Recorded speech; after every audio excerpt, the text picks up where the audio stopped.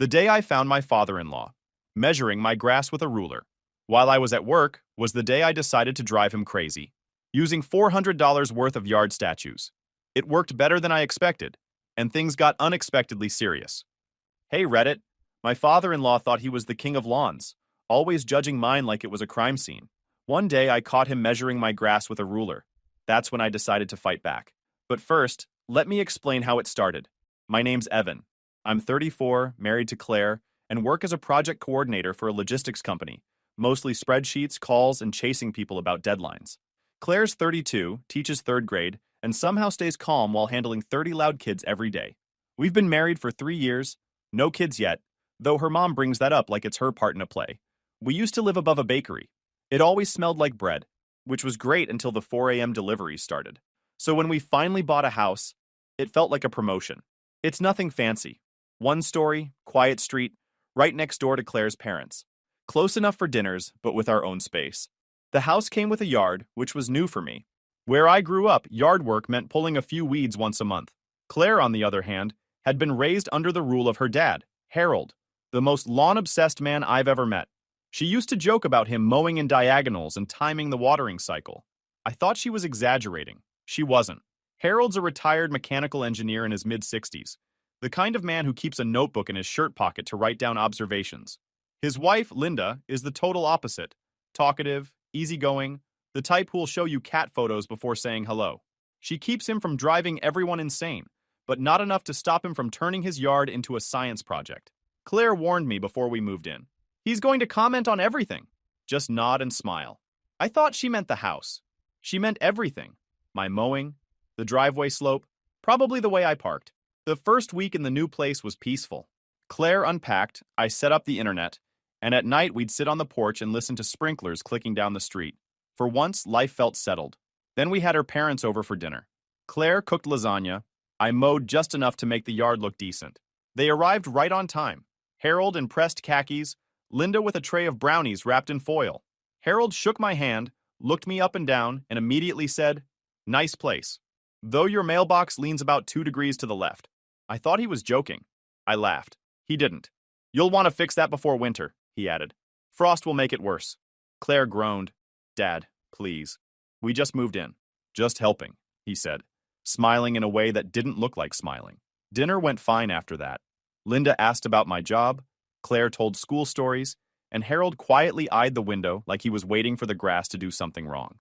After dessert, he said, "You should see the improvements I made to my irrigation system. It'll take 5 minutes." We followed him because saying no to Harold feels like breaking a rule. His house sits on a corner lot, and his lawn looks fake. Every blade the same height, edges sharp as if cut with scissors. Flower beds arranged in perfect ovals, solar lights spaced evenly like soldiers. The Japanese maple by the porch looked trimmed by computer. He opened the garage and revealed rows of hanging tools, each labeled rake, edger, trimmer. A laminated calendar listed mowing dates, watering times, and fertilizer formulas. "This," he said proudly, "is consistency." I nodded. Claire rolled her eyes. Then he pulled out a laminated sheet and handed it to me. Across the top it said, "Evan's Quick Start Lawn Guide." It had mowing diagrams, watering schedules, and a grass blade height reference table. I stared at it. "Wow, this is detailed." He nodded, serious. "You'll thank me later." A good lawn reflects good character. Linda laughed and told him to leave us alone before he started assigning homework. On the walk home, Claire said, "Don't take it personally. He really thinks he's helping." "Yeah," I said, staring at the laminated sheet tucked under my arm like a rulebook. That night, I looked out at our yard. It wasn't bad. Some uneven patches, a few weeds, but definitely fine. Still, the image of Harold's perfect lawn under the streetlight stuck with me. Mine looked dull beside it. The next morning, while taking out the trash, I saw him in his driveway, watering his grass with slow, careful movements. He waved. I waved back. As he turned, I noticed the silver tape measure hanging from his belt. He pulled it out, let it snap back, and smiled faintly. "Consistency is love," he called. I just nodded and went inside. Claire was at the counter making coffee. "Your dad just told me consistency is love," I said. She didn't even look up. "Yeah, he used to say that about folding laundry." I tried to laugh, but as I glanced back through the window, he was still watering, each sweep of the hose the same as the last. It wasn't gardening, it was control. Every inch of that lawn obeyed him. And me? I had a yard full of slightly crooked grass right next door. At the time, I told myself it was harmless, just Harold being Harold. But standing there with that laminated guide and his words echoing in my head, I couldn't shake the feeling that something small had just shifted. I didn't know it then, but that was the first crack in what would turn into a very weird war. The first weekend after moving in, I finally had time to really mow the yard. I'd already done a quick pass before Claire's parents came for dinner. Today, I unpacked the mower that came with the house, cleaned the old gas out, and gave it a proper tune-up. The blades weren't great, but they worked. I wasn't going for perfection, just not embarrassing. I set the blade height where it looked right, started cutting, and 20 sweaty minutes later, the grass looked even enough to me. There were no perfect lines like Harold's lawn, but it was green, short, and clean. I figured that was the end of it. The next day, I came home early from work because one of my afternoon meetings got canceled. As I pulled into the driveway, I noticed someone bent over in my front yard. For a split second, I thought it was a kid, or maybe a delivery guy dropping something. Then the person straightened up, and I saw the khaki shorts, tucked-in polo, and shiny tape measure in his hand. Harold. He was kneeling in the middle of my grass, holding the tape against a patch near the walkway, squinting at the numbers. He had a small clipboard tucked under one arm. I sat there in the car for a few seconds, watching through the windshield like maybe I'd misread the situation. Nope. He knelt down again, measured another patch, and started writing something down. I got out of the car and tried to keep my voice calm. "Hey, Harold. What's going on?" He looked up, not even embarrassed. "Your grass height varies by almost a full inch," he said, like he was announcing a medical diagnosis. "You'll want to address that before it spreads." "Before it spreads?" I repeated. He nodded seriously. "Inconsistent mowing encourages uneven growth patterns. I thought I'd document the problem so I can show you the proper procedure this weekend." I blinked at him. "You're documenting my grass? It's for your benefit, Evan." No need to get defensive. He made another note and added, "You used a dull blade. It tears instead of cutting. I can bring my sharpener over." I took a slow breath. "Maybe don't measure my yard while I'm not home, okay?" He adjusted his glasses. "It's good to be proactive." "Yeah," I said, "but it's also good to stay on your own side of the property line." He gave this tiny smirk. "Technically, I'm standing right on it." Then he snapped the tape measure back into its case, jotted one last thing on his clipboard, and said, "You'll thank me later," before walking off like nothing happened. That night, I told Claire. She put her hands over her face and groaned. "He didn't. Tell me he didn't." "He did. Clipboard and everything." She sighed. "I'll talk to him. He probably thought he was helping. Helping would be offering to fix my mower, not treating me like a science project." She gave me a look that said, "Drop it." I did, mostly. But the next morning, when I opened the front door, there was a neatly folded sheet of paper under the doormat. It was typed and formatted like a report, with categories and bullet points. The title read, "Yard Assessment, 1529 Oakwood Drive, for review." Each section had a score out of 10. Blade height, 6 out of 10. Uneven, evidence of tear marks. Edging, 5 out of 10. Could improve precision. Clippings, 8 out of 10. Decent removal. Curb presence, 4 out of 10. Slightly unbalanced. At the bottom was a note. Recommendation, adjust mower blade and adopt cross-pattern technique. There was no signature, but the font was the same one Harold used on his laminated guides. Arial Narrow. I didn't even have to ask who wrote it. When Claire got home, I handed it to her. She rolled her eyes so hard I thought they might stay that way. "Okay," she said. "That's too much. I'll talk to him. He's grading me, Claire, on my grass." "I know. He just doesn't realize how weird that is." That night, as we were eating, I noticed a white envelope sticking out of the mail pile. It was from the HOA. Inside was a warning about lawn uniformity and a polite reminder to maintain property standards. There was a printed photo attached. My front yard. In the corner of the picture, you could clearly see the reflection of Harold's car mirror. I stared at it for a long time. This has to be him. Claire looked at the photo and winced. Maybe someone else reported it? Someone with his exact car? She didn't answer. An hour later, Harold posted in the family group chat. It was a photo of his lawn, bright stripes running diagonally across it like a golf course. The caption read, "Order is a form of respect, for your neighbors and yourself." My phone buzzed with heart emojis from Linda and Claire's aunt. I said nothing. I stayed up late scrolling through the thread, staring at that photo of his perfect stripes. Lying in bed, I told myself to let it go. But a part of me, the part that still had his typed assessment folded on the counter, Started thinking about payback. Not screaming or fighting, just something small, something subtle, something that would remind him that not everything in life can be measured. A few weeks after the grass measuring incident, Harold invited us over for a casual barbecue. With him, casual usually meant a clipboard and an agenda, but Claire said it'd be good to keep things normal. We showed up on Saturday around noon. The smell of grilled chicken hit us the moment we stepped into his backyard. But that wasn't what caught my eye. What caught my eye was the statue. Right in the center of Harold's perfect lawn stood a bronze falcon mounted on a smooth stone base. Its wings were half spread, and the beak was open like it was frozen mid-cry. It gleamed in the sunlight like it had been polished an hour ago, which, knowing Harold, it probably had. Harold was standing beside it, waiting for someone to notice. When Linda told him to sit down and eat before the burgers got cold, he said, "In a moment," then turned toward us. "Everyone," he announced, "I'd like you to meet Reginald." I almost laughed because I thought he was joking, but then I saw the pride in his face. Claire's brother looked at the ground to hide a grin. Linda shook her head, like this was the 10th statue she'd met that month. "This," Harold said, placing a hand on the falcon's back, "is the new guardian of the yard. Reginald represents vigilance and discipline, qualities a home should have." He said it like he was giving a TED Talk. Neighbors drifted closer, pretending they'd just come for the food, but clearly curious about the shiny bird in the grass. One of them said, "Wow, Harold, that's a serious piece." Harold beamed. "Custom cast bronze. I picked it up from a gallery in the city.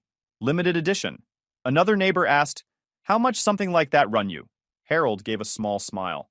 "Let's just say quality comes at a price," which, translated from Harold speak, meant a lot. He launched into falcon symbolism and how it elevated the yard's narrative. Claire leaned toward me and whispered, "If he starts reciting poetry, we're leaving." When Harold finally stepped away to flip the burgers, I took out my phone and quietly snapped a picture of the statue.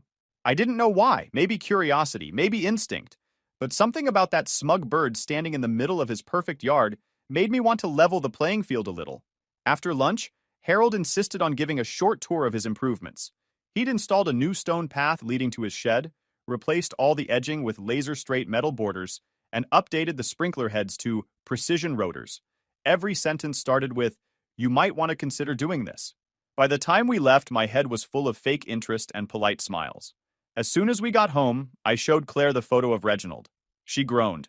"Please don't start making fun of it." "I'm not," I said, scrolling through the picture. "It's just, something about it cracks me up. It's like the bird knows it's better than everyone else." She looked at me. "Evan, seriously, don't poke the bear. You know how he gets." "I'm not poking anything," I said, already opening a browser on my phone. "I just think it's kind of cool." She sighed. "That's your, I'm about to do something stupid voice." She wasn't wrong. That night, after she went to bed, I sat on the couch scrolling through online listings. I typed bronze falcon statue into the search bar, and dozens of results came up. Most were expensive, thousands for anything solid bronze. But then I noticed cheaper versions made from iron or resin. Some looked almost identical in photos, just a little smaller or lighter. I found one that looked close enough. It was about 2 feet tall, the wings half open, the same proud stance as Harold's. Price, $57. Free shipping. I stared at it for a minute, then added it to the cart. The confirmation email hit my inbox, and I sat there feeling half guilty, half amused. I told myself it wasn't revenge. Not really. It was just a joke. A quiet one. When the package arrived 3 days later, I opened it on the porch while Claire was at work. The falcon was lighter than I expected, but solid enough to feel legit. Its paint had a bronzed finish, not as shiny as Harold's, but close. I placed it near the front steps, not directly facing the street, but angled slightly toward Harold's house. From his kitchen window, he'd have a perfect view. I stepped back and looked at it. It fit surprisingly well, like it belonged there. Then I went inside, sat on the couch, and turned on the TV. I didn't watch a single second. I just kept glancing out the window, waiting for Harold to notice. A few minutes later, I saw movement through the blinds. His silhouette pausing on his driveway. His head tilted. He took a few steps forward, hands on hips. Even from that distance, I could tell he was staring right at it. I leaned back on the couch, trying not to grin. "Welcome to the neighborhood, Reginald Jr.," I whispered. The next morning, Harold took his usual slow walk around the block. He always claimed it was exercise, but everyone knew it was really a yard inspection tour. I was trimming the hedge when he turned the corner toward my house. He stopped, stared at the falcon, adjusted his glasses, and stood there a solid 10 seconds. Interesting choice, Evan, he said finally. Yeah, I said, wiping my hands. Thought it added some character. He nodded tightly. Art can become clutter if one isn't careful. Then he turned and walked away. After he left, I opened my notes app and typed, Operation Birdwatch Day 1, Falcon 1 deployed. Subject noticed, mild irritation detected. It started as a joke, but once I wrote it, I decided to keep logging. 2 days later, I saw him edging his lawn with a metal ruler. The sun caught it like a mirror. When he noticed me watching, he waved, then quickly looked at the falcon. Day 3. Subject increasing maintenance frequency. Possible overcompensation. By the weekend, he'd mowed twice, once diagonally, once the opposite direction, so his lawn looked like a checkerboard. Claire hadn't caught on yet. She thought it was just a decoration until Harold texted her, Tell Evan a yard's composition can lose harmony if it imitates another yard's aesthetic. That's his way of saying it's bugging him, I said. Please don't make it worse, she said. I'm not, I told her. I'm just existing. Still, I ordered another falcon. This one was taller, with wings tucked closer. I placed it by the mailbox, visible from Harold's kitchen window, both birds facing his yard. Subtle but obvious if you looked long enough. That night, he came out with his hose, froze mid-spray, then turned it off and went inside. Day 7. Subject avoiding eye contact. Increased maintenance observed. Later that week, someone posted on Nextdoor, Anyone else notice the bird thing? The photo showed both of my falcons. Comments poured in. Is it art? Those birds are judging someone. Harold replied, It's not art when it disrupts visual unity. That comment alone made everything worth it. A few days later, I saw he'd installed a small solar spotlight aimed directly at Reginald. At night, it glowed like a shrine. Day 10. Subject installed illumination on primary statue. Possibly territorial move. Counteraction required. My counteraction came in a cardboard box 2 days later. A smaller, darker falcon. I mounted it on the fence post near the property line, forming a perfect triangle. From Harold's yard, they all faced him. From mine, it looked random. That afternoon, while I was raking leaves, he stepped out of his garage, saw it, and froze. I waved. He didn't wave back. Instead, he spent 20 minutes repositioning Reginald in tiny increments before disappearing inside. When Claire got home, she said, Dad texted me again. Visual clutter lowers property cohesion. But what did you do now? Just added balance to the composition, I said. Evan, she warned. I'm not touching his yard. She sighed. You're both ridiculous. Maybe, but I was winning. By the next weekend, Harold's routine had gone into overdrive. He was outside at dawn, trimming the same section of grass repeatedly, inspecting the ground like something invisible was wrong. Every few minutes, his eyes darted toward my falcons. Mrs. Gray from across the street stopped by. Those birds look like they're protecting your house. I love them. Thanks, I said. That's the idea. Harold overheard and frowned so hard his face turned red. The next day, I posted a sunset photo of the neighborhood. The falcons were barely visible, tucked in the corner of the frame. The caption read, Nice evening at home. By morning, it had more likes than Harold's last irrigation update. Even Linda commented, The lighting on your yard looks beautiful. Right beneath it, Harold wrote, Authenticity matters. And I didn't respond. I just added one more entry. Day 15, subject triggered, phase 2 complete. Then I looked out the window. The 3 falcons stood quietly, catching the afternoon light. Next door, Harold was staring again, pretending to inspect his hose. I smiled, took a sip of coffee, and whispered, Your move, Harold. By the start of May, things were getting tense. Claire was tired of the whole lawn situation, and I couldn't exactly blame her. Every phone call with her dad turned into some comment about yard discipline or decorative restraint. She told me he'd been sleeping less, sometimes messaging her after midnight with lines like, Do you know what material Evan's statues are made of? Or, They seem to be multiplying. She'd sigh, look at me over her phone, and say, You two are acting like kids. I'm not doing anything, I said. I just own birds. He's the one losing sleep. Yeah, but you're enjoying it, she said. She wasn't wrong. At work, my coworkers found the story hilarious. We'd been joking about it during lunch breaks ever since I showed them pictures. They'd started calling it bird chess. Dude, my friend Marcus said one day, you gotta start moving them around in patterns. Like one night they're facing north, next night east. Mess with his head. I pretended I hadn't already thought of it.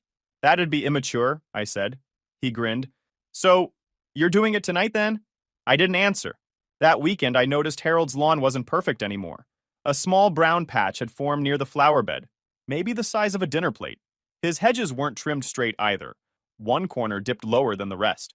Tiny flaws, but on Harold's property, they stood out like graffiti on a white wall. He'd walk outside several times a day, pretending to check his sprinklers but mostly staring at my birds. I'd catch him jotting notes in that pocket notebook.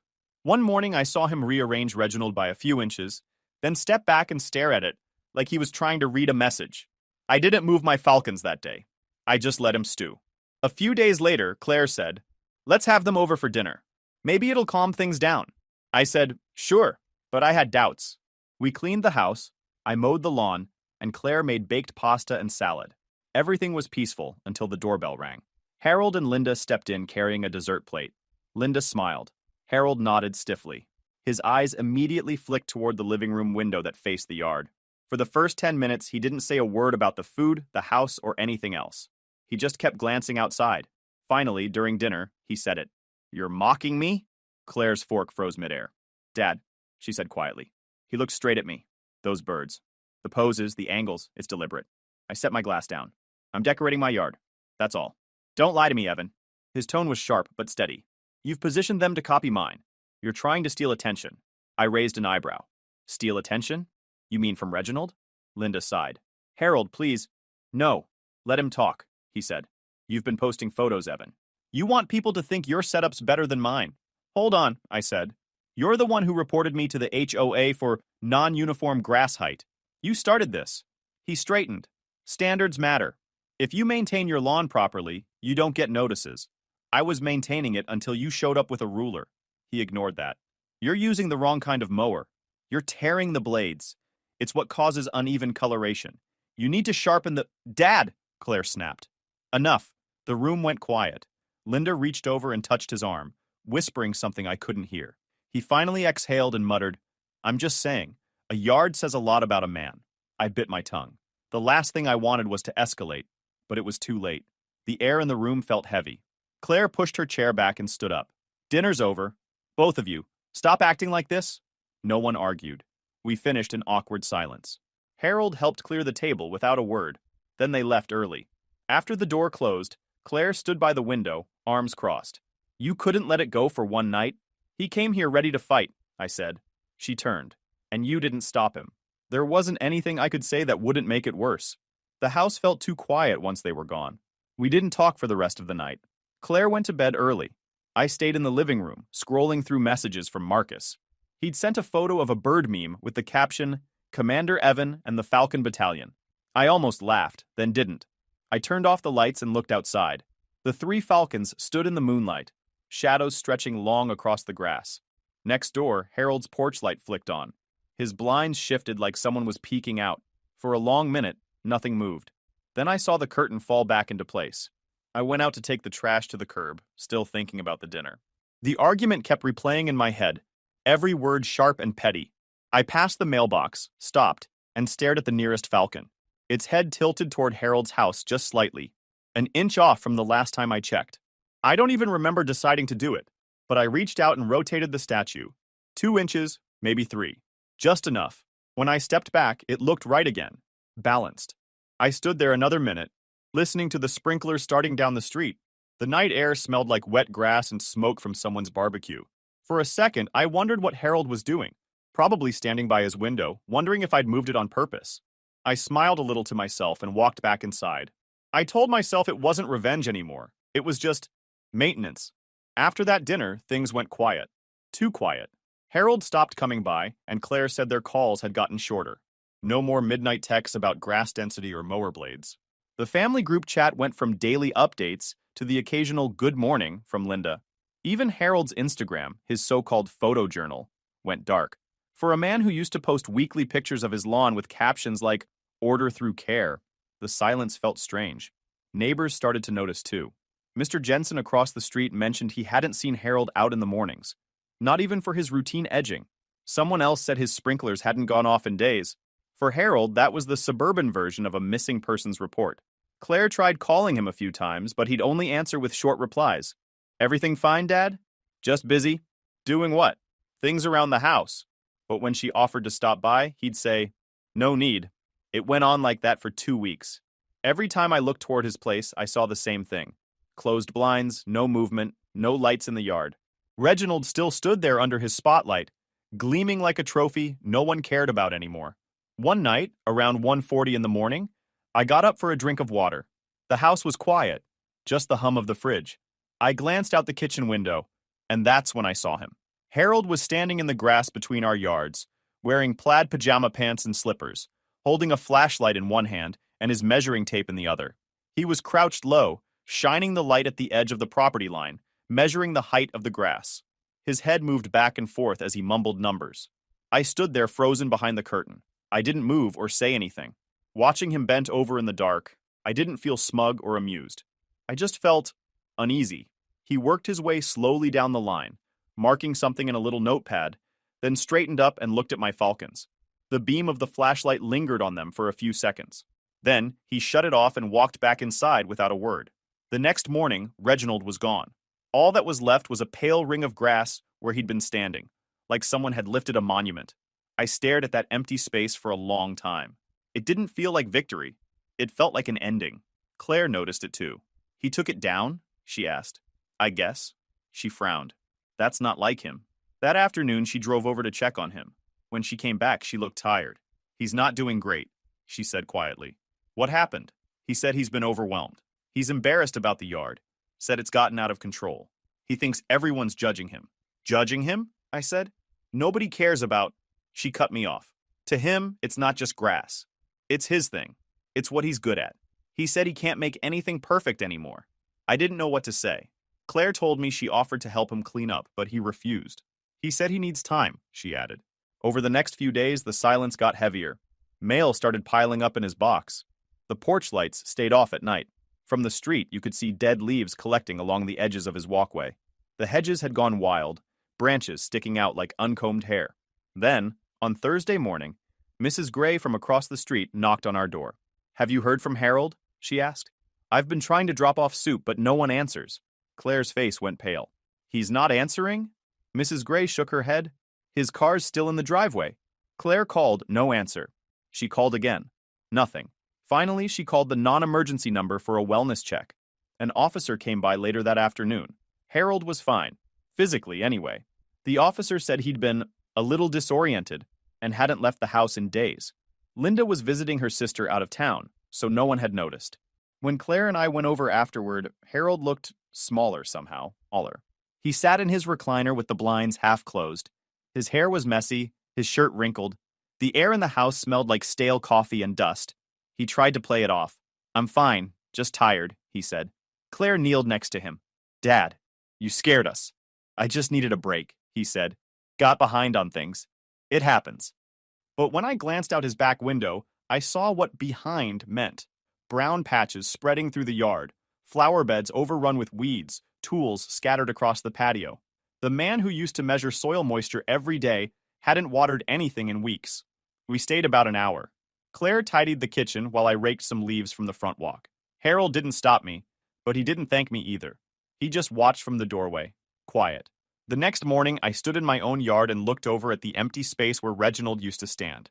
My falcons were still there, all three lined up exactly as before, their bronze paint catching the sun. They looked ridiculous now, like props left over from a joke that had gone too far. I turned one of them to face away from his house. It didn't help. When Claire came into the kitchen, she said quietly, "Mom's talking about him moving to stay with Aunt Susan for a while. Somewhere quieter." I nodded. Neither of us spoke after that. The dishwasher hummed, and I stared at the empty lawn next door, thinking about how it started with a ruler and a few blades of grass.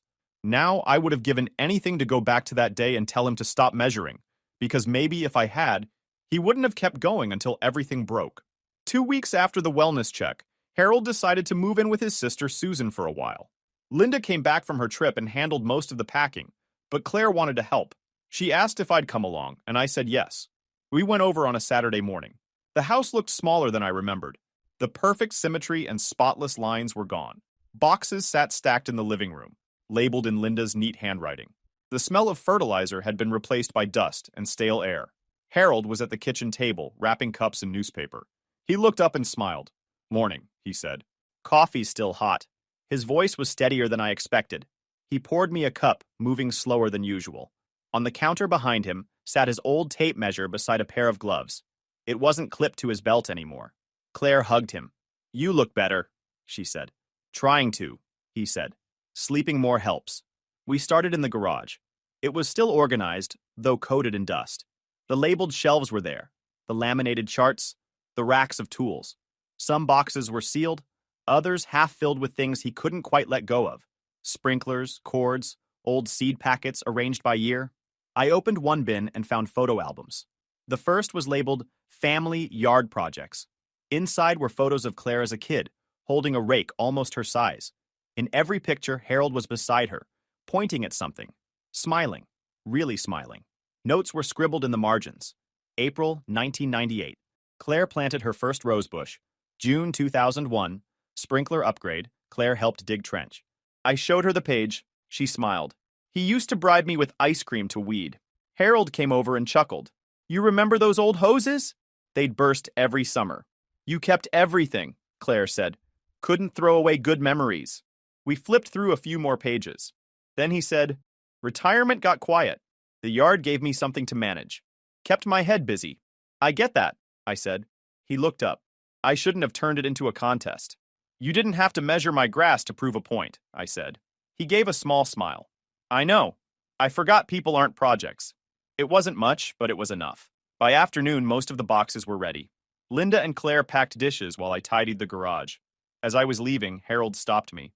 "Hang on," he said, opening a small wooden box on the workbench. Inside was his old tape measure, the one I'd seen clipped to his belt 100 times. He handed it to me along with a folded note.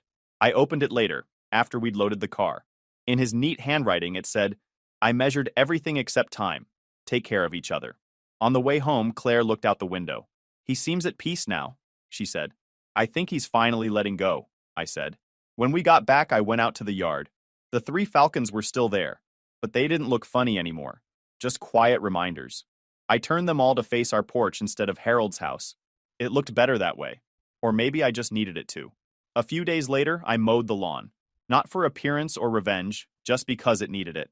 I moved slower than usual, steady and even, not caring about perfect lines. When I finished, I stood on the porch with a glass of water, watching the sunlight slide across the grass. For the first time in months, it felt like it belonged to me.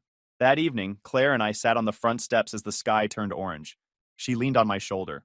"Mom says he's settling in," she said. "He's already planting a garden at Aunt Susan's." I smiled. "Sounds like him." She nodded. "We should visit soon. Maybe bring him that photo album. I want to put the pages in a new binder." "Yeah," I said. "He'd like that." We sat there quietly, listening to the sprinklers down the street. The air smelled like cut grass again, clean and calm. When the porch light flicked on, I went inside, dropped Harold's tape measure into the junk drawer, and shut it softly. Every now and then, when I dig through for batteries, I see it. Dented, old, the numbers barely visible. I never use it. I don't need numbers anymore to know when something's right. YouTube just dropped this new hype feature. If you're hooked on this story, smash that hype button. It tells YouTube this video deserves to blow up, and it keeps even crazier stories coming your way.